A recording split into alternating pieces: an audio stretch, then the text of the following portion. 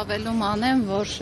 տիկին Արմինեն եւ այստեղ գտնվող ծնողները այդ հարյուրավոր անհետ կորած ծնողների հավաքական կերպարն են ներկայացնում եւ մենք արդեն 1 տարուց ավել լսում ենք յուրաքանչյուր տղայի պատմություն, տեսեք տիկին Արմինեն որքան թվարկումներ արեց, թե ինչ չի արվել եւ ինչ պիտի արվեր ժամանակին, որ իրենց որդիներին հետ վերադարձնեին եւ այս ամենին վերջին շրջանում գումարվել է նաեւ 1 ցավոտ խնդիր, հայցերը Եվրոպական դատարանից հետ կանչելու խնդիրը, տիկին Արմինեն ինչպես ասած տեսանյութով ապացուցել է, իսկ Եվրոդատարանում մենք այսօր ունենք ավելի քան 80 տեսանյութ, որոնք ապացուցված են, որ այդ տղաները գերեվարվել են ադրբեջանցի ասկերների կողմից եւ հիմա այդ հայցերը դրված են հարցականի տակ, եթե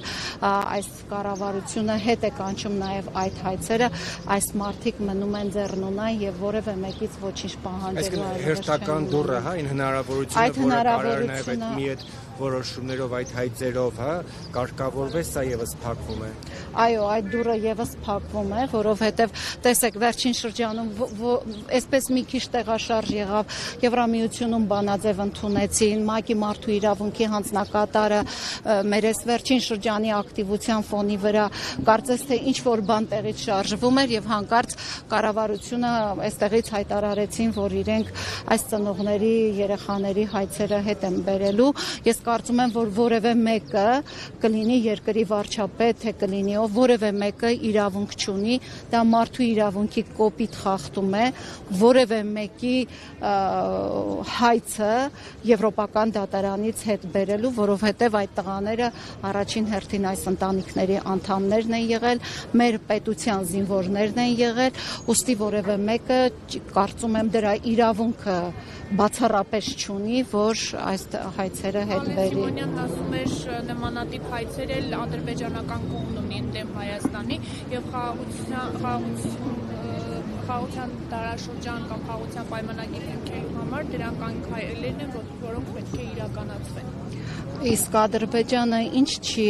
ես չգիտեմ, Ադրբեջանը այդպես հստակ չի ասել, թե իրենք վերջին պատերազմից հետո քանի անհետ կորած ունեն, որովհետև մենք տեսանք, որ հայկական կողմը ամենավերջին մարդասպանին էլ հանձնեց Բաքվին, ինչ անհետ կորածների մասին է խոսքը, որևէ այնտեղ տեսել եք նման ակցիաներ, տեսել եք դժգոհության ալիք, այնտեղ կարծես թե այդ հարցը վերջնականապես լուծված է եւ իսկ Ադրբեջանը ամեն օր կարող է նոր պահանջներով դիմել եւ մերոնք հաստատի ուզում են, որ ընդամենը այդ սողացող խաղաղության թուղթը կարողանան ստորագրել։ Ակցիայի նպատակը որն է։ Կա ինչ-որ նորից գրություն, նամակ ուղղված Հայաստանի կառավարությանը։ Ոչինչ չկա ուղղված, այսպես ծնողների հետ պայմանավորվեցինք, որ լռության ակցիա ենք իրականացնելու, որովհետեւ այս ծնողները այսօր ուզում էին փարվել իրենց տղաներին, գրկել, ստանալ իրենց տղաների ծաղկեփունջը, ինչպես տեսակ տիկին Արմինեն էլ ասաց, ես առավոտյան ծաղիկներով էի գալիս, ասաց, որ չեմ ուզում որևէ ծաղիկ ոչ մեկից, ես իմ տղայից եմ ծաղիկ ուզում, Ռուզանա ջան, մի արեք նման։ Այս մարդիկ այս օրով ուզում էին իրենց տղաներին գրկեին պարզապես։ Նամակներ հանձնել ենք, շատ ենք հանձնել։ Տեսնում եք դուք էլ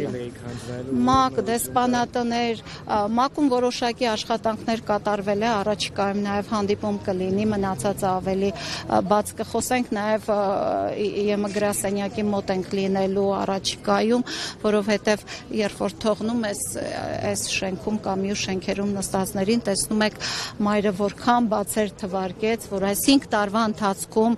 այդքան պարգևավճարներ ստացող պաշտոնյաները կարող էին վերջապես քննել այդ հարցերը, չէ՞ որ սա հումանիտար ցավոտ այս ընտանիքների